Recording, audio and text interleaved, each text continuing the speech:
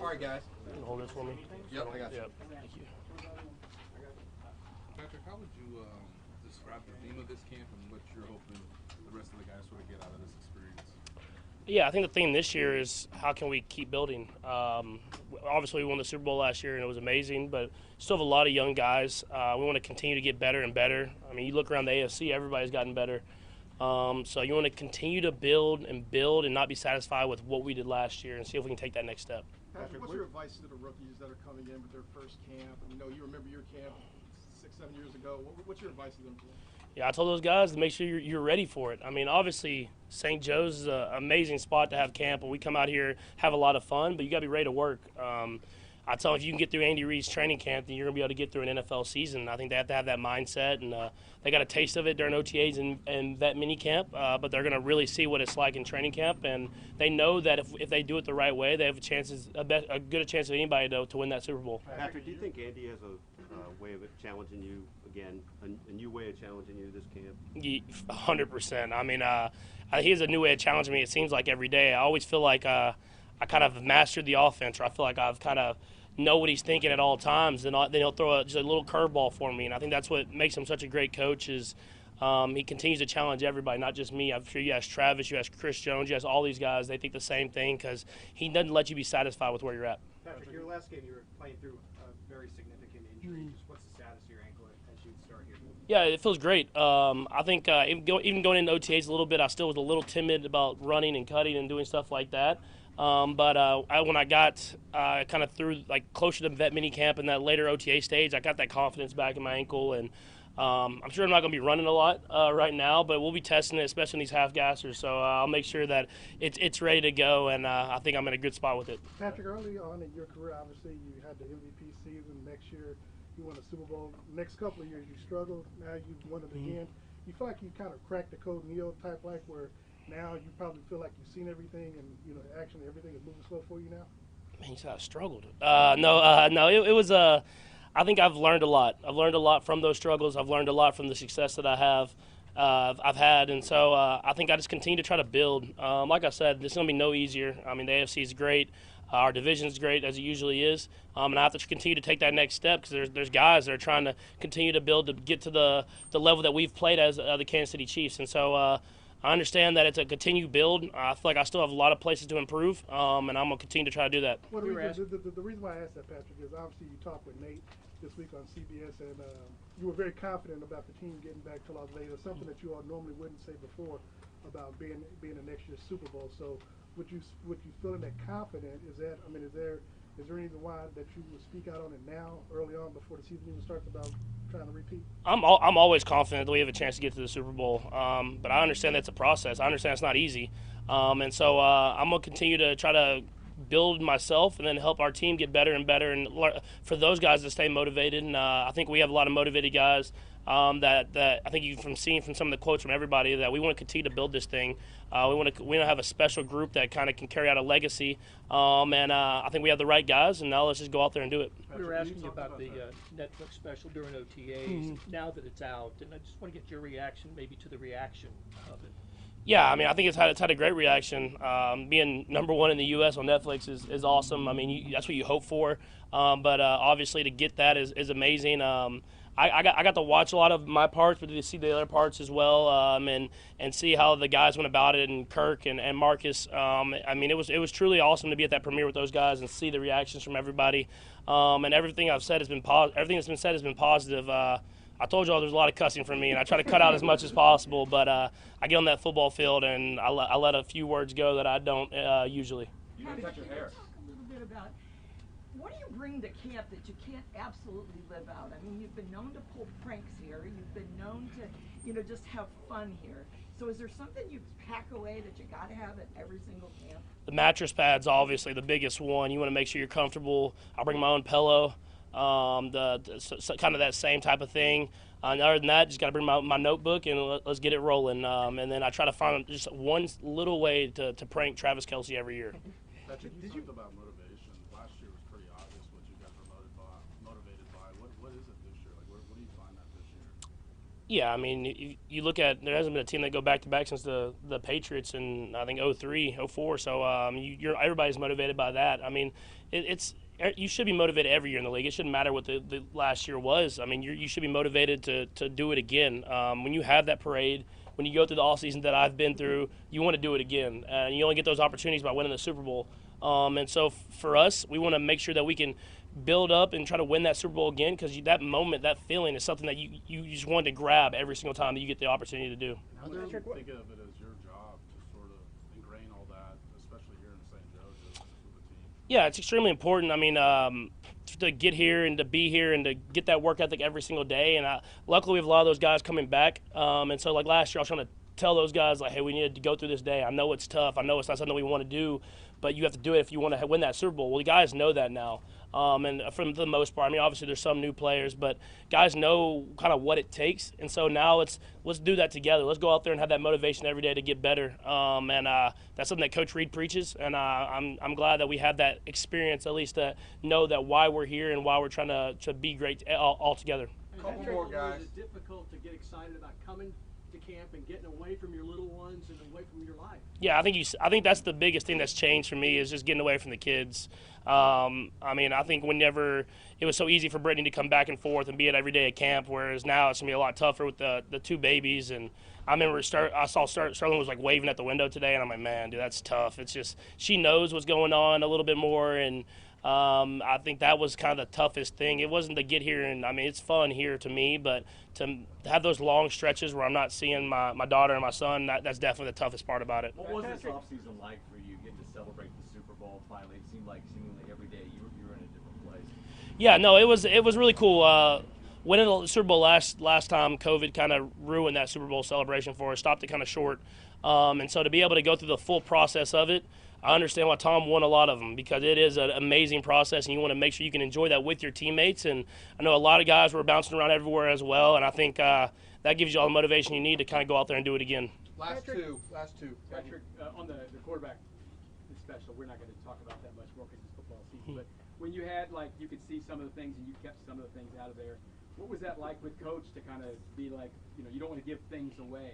What was the process like, and how involved was he with kind of helping you make sure there wasn't stuff in there you don't want in there? I mean, I know it was a long process for me, just trying to get those little tidbits of those words that kind of translate. Because, I mean, you change a lot of this stuff, so you could kind of get away with giving away some of the play calls and stuff like that.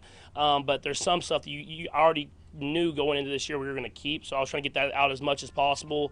I'm sure Ted has a better experience with going to coach and trying to get some of that stuff in. But Coach Reid was really good about it. I mean, he let us put some of that stuff in. I don't think he normally would, because he knew it was a great project and he knew we were doing it the right way. And I think having that trust with Peyton definitely helped. And then they did it the right way, man. I mean, they saw the raw emotion of playing football. You saw what it was like to be a quarterback, but also be a husband and a father, and how you have to balance that time. And you saw it from 3 different perspectives, and I thought it was a great way to do that, and I hope all y'all enjoyed it. Last one, Adam. You talked to Patrick a minute ago about trying to go back to back. Are there things you learned maybe about trying to do that last year that you can apply this time around? Yeah, I think it's just, I mean, I don't think we kind of laid off the little things, but just having that consistent effort every single week. I mean, you look at us last time after we won the first Super Bowl. I mean, we really were like 14-1. We sat the last game, went to the playoffs, and ended up losing in the Super Bowl. But you get in that mode, especially when you're winning a lot of games, where I don't want to say you coast, but you kind of like, this is what we do. Let's just go out, practice this way, and then win a game. Whereas this time, I think I'm going to try to really push and motivate guys to continue to try to get better, even though we're winning football games. Let's not be satisfied with just winning. Let's satisfied with finding ways to get better every single week. And so whenever you get to that opportunity, you don't let it squander. You really take advantage of it, and it's hard. I think it's going to be the hardest it's ever been. I've said it a lot. The AFC has. When you look at the AFC, there's like almost every team you can see a path for them getting to the playoffs. And I know you say that every year, but I think this year is really real. And so we know week in and week out it's going to be a challenge for us, and let's get better and try to win as many football games as possible and put ourselves in that position. Okay, thanks, guys. Thank you, Patrick. Thank you all.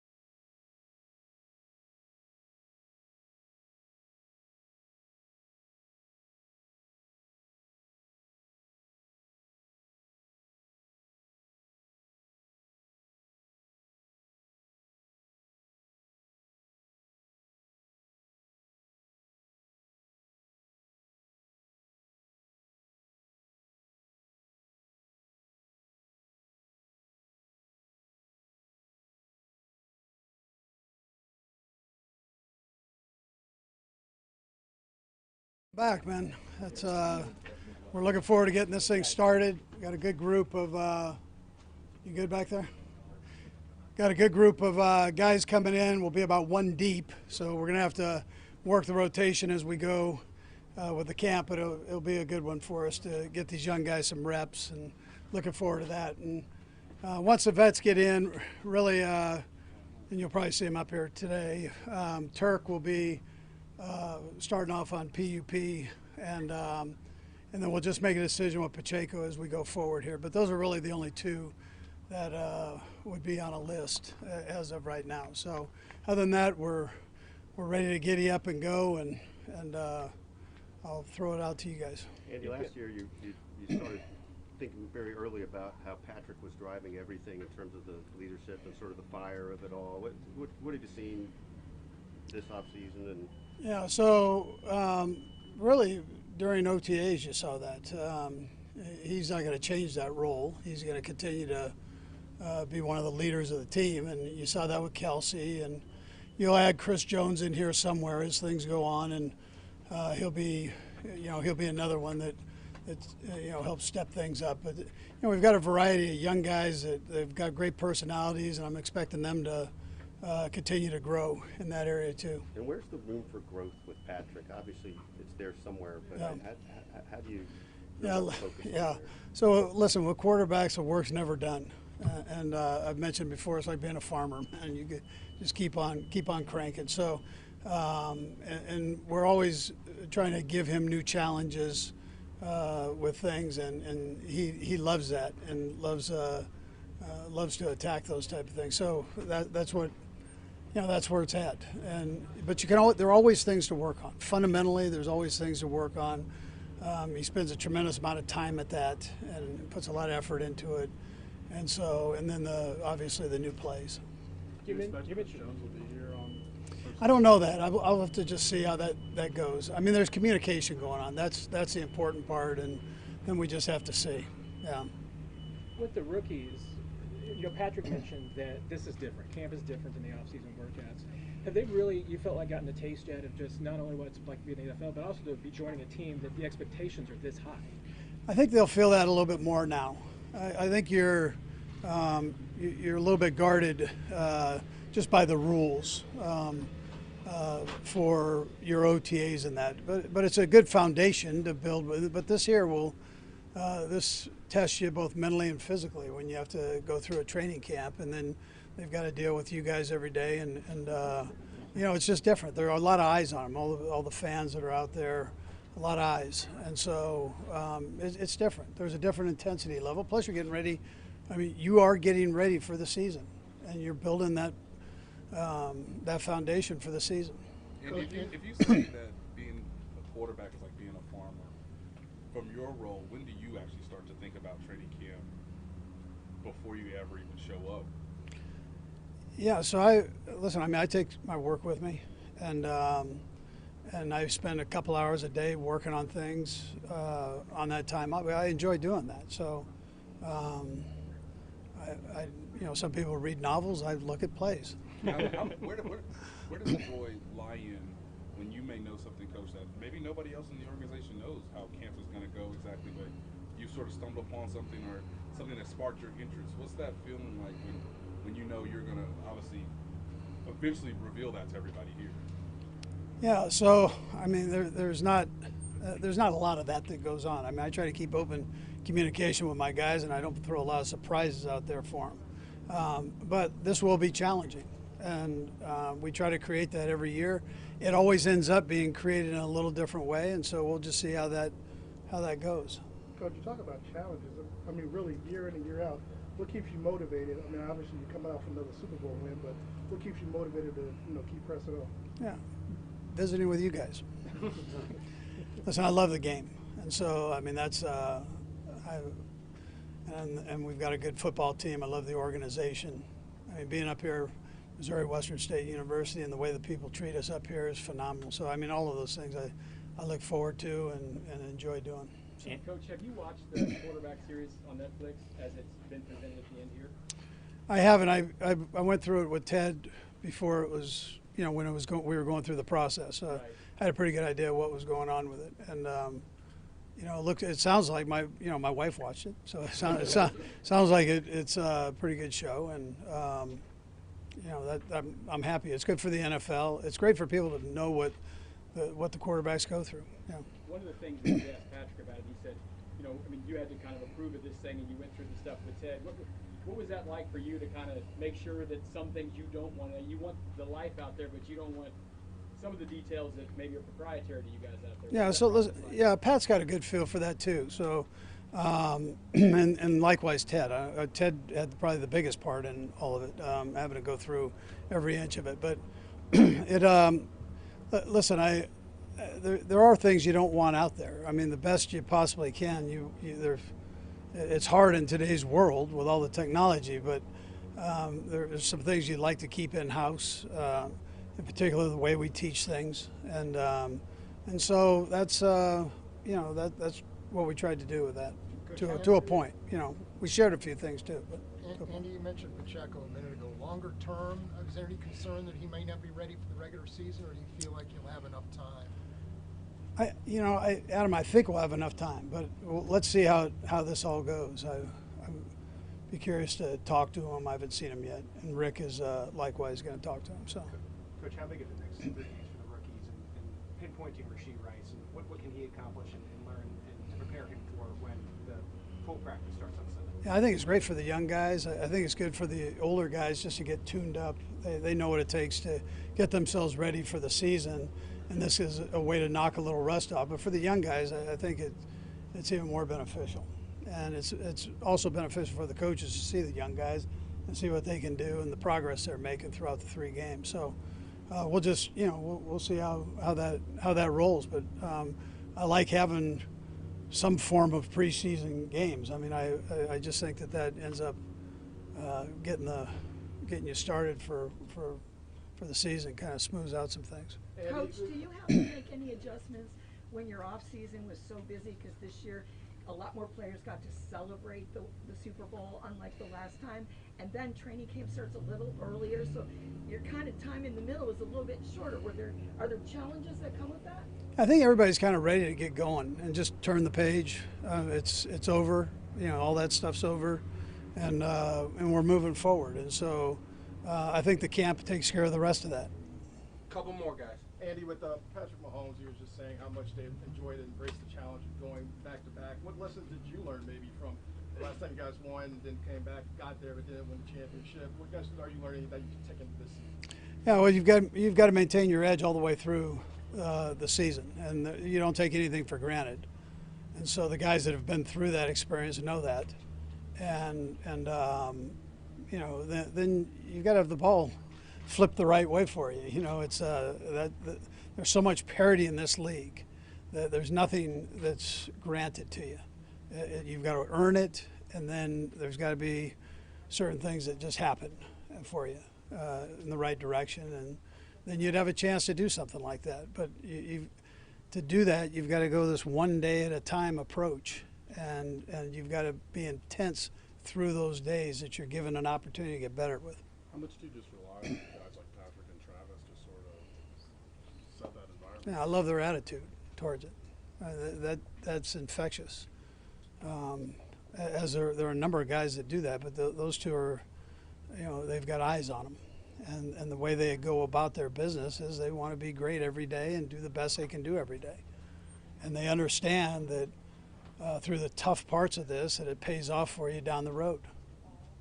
Last one, Bob. Andy, it's well understood that you and Patrick have had a wavelength since you met, really. I wondered how much closer you guys are to a shared vision of everything at this stage, and is there even room for that to grow, how you see things?